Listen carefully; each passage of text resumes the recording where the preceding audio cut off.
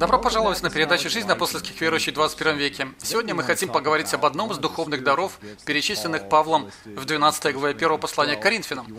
У нас было несколько передач, и, кстати, у нас есть плейлист на Ютубе, если вы смотрите нас на Ютубе. Плейлист с выпусками, в которых мы разбираем другие духовные дары.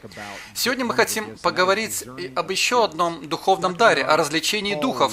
Доктор Бернард, Павел упоминает развлечение духов среди даров духа в 12 главе 1 послания к Коринфянам. Я думаю, основываясь на своем собственном опыте, что часто этот дар понимают неправильно. Что такое дар развлечения духов и как он проявляется в действии?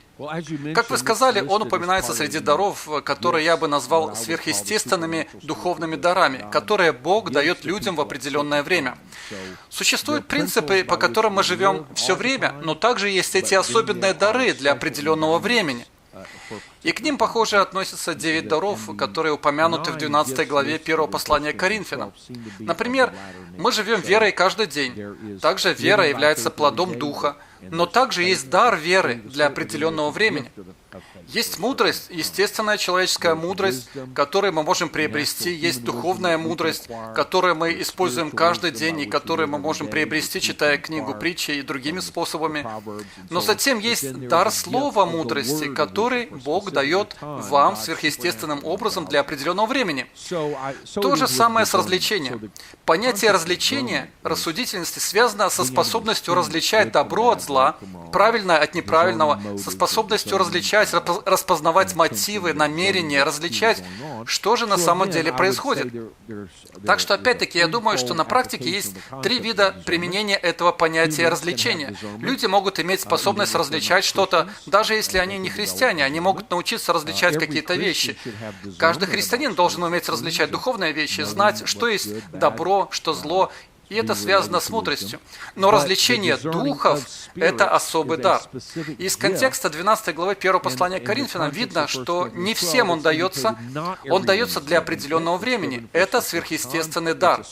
Так что это конкретно дар развлечения духов. Это способность определять духовный источник определенных действий или слов. И на это можно смотреть таким образом. По сути, есть только 3 духовных источника всего. Первый источник – это, конечно же, Бог и ангельские существа. Второй – это дьявол и бесовские существа. И третий – люди, дух человека. Так что, если я что-то говорю, это может быть от Бога, например, послание на иных языках, или пророчество, или истолкование иных языков, или слово мудрости, или слово знания, явленное Богом. Или слова могут быть от дьявола. Я могу быть одержим бесом, или я могу быть под влиянием беса, зная это или не зная этого. Но то, что я говорю, может быть на самом деле от дьявола. Это может исходить от дьявола или бесовской силы. Или то, что я говорю, может исходить от моего человеческого духа, что, наверное, чаще всего и бывает, когда я высказываю свое личное мнение, мои знания, мудрость, которые у меня могут быть. Так что развлечение духов – это конкретный случай, когда Бог дает вам сверхъестественную способность знать, исходит что-то от Бога, от дьявола или просто от человеческого духа. Вот пример. В 16 главе книги «Деяний» говорится о том, как Павел и его сотрудники занимались миссионерской деятельностью и проповедовали Евангелие. И вот одна женщина шла за ними и кричала: «Эти люди рабы Бога Всевышнего, слушайте их!» Вроде звучит как замечательная рекомендация, публичная поддержка. Но Павел посмотрел на нее и изгнал злого духа из нее. Он различил, что это не было от Бога, и это не было проявлением того, что она приняла Евангелие, но это было подделкой, насмешкой от злого духа. Так что Павел запретил злому духу и изгнал беса из женщины. Она работала прорицательницей, и она могла говорить какие-то вещи благодаря этому злому духу.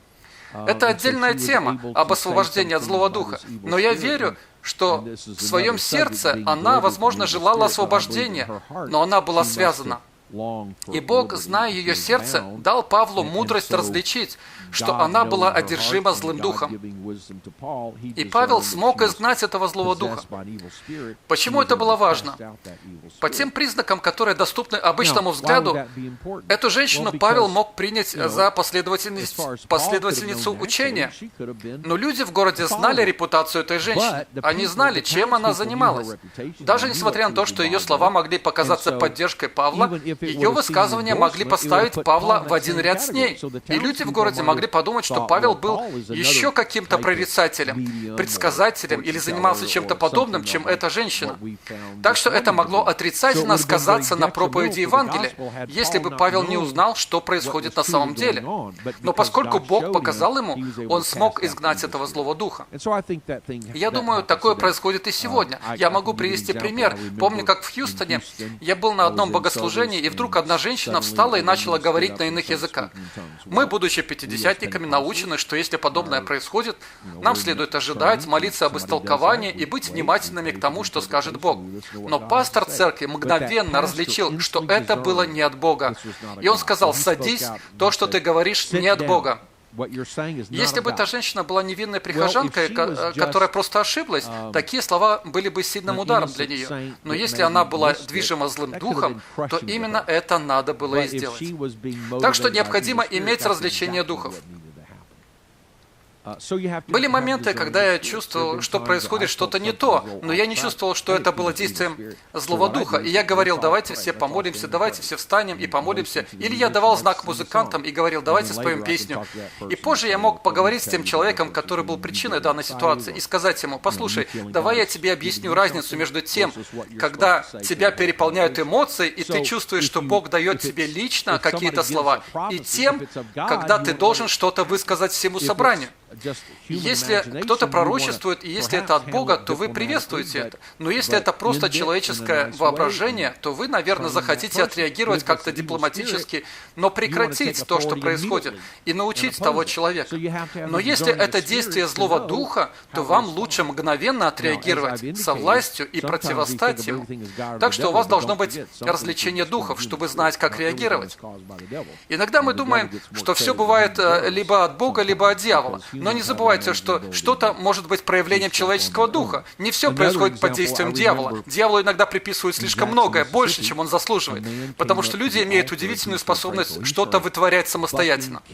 Я помню еще один пример. Это было в городе Джексон в штате Миссисипи. Один человек вышел вперед для молитвы, и он начал брыкаться, махать ногами и руками. Люди собрались вокруг него и начали запрещать злому духу, хватали его, пытаясь удержать его. Тогда многие думали, что если человек одержим злым духом, то его надо держать и изгонять беса. И люди пытались это сделать. Пастор некоторое время смотрел на все это, потом просто подошел, попросил всех отойти и просто что-то прошептал на ухо тому человеку. Тот человек мгновенно выпрямился, успокоился и вышел из церкви. Люди в церкви были поражены удивительным духовным способностям их пастора. И кто-то спросил: что вы сказали тому человеку, благодаря чему ситуация была взята под контроль? И пастор ответил: я сказал этому мужчине: ты создаешь беспорядок, и если ты прямо сейчас не прекратишь, я позвоню в полицию. Так что пастор различил, что это не был злой дух. Он определил, что тот человек хотел привлечь к себе внимание, вызывал беспорядок и мешал богослужению. Так что нужно иметь развлечение духов, чтобы знать, что делать. Так что я считаю, что если вы находитесь в ситуации, когда происходит что-то необычное, и вы хотите знать: Господь, от Тебя ли это? Или это проявление действия бесовской силы? Или просто человек ведет себя за рамками приемлемого? Вам нужно молиться и просить Бога дать вам способность различать духи. И это особенно важно для лидеров, знать, что делать в конкретный момент. Так что это не общий дар развлечения всего. Например, чтобы сказать: я вижу, что тебе нужно сделать это или то. Но это дар развлечения духов. Это способность различать духовный источник каких-то действий или слов, различать, откуда это исходит, чтобы вы могли отреагировать соответствующим образом. Ранее я упоминал, что у нас есть плейлист на YouTube, но у вас также есть прекрасная книга «Духовные дары», в которой приводится много практических примеров действия этих даров.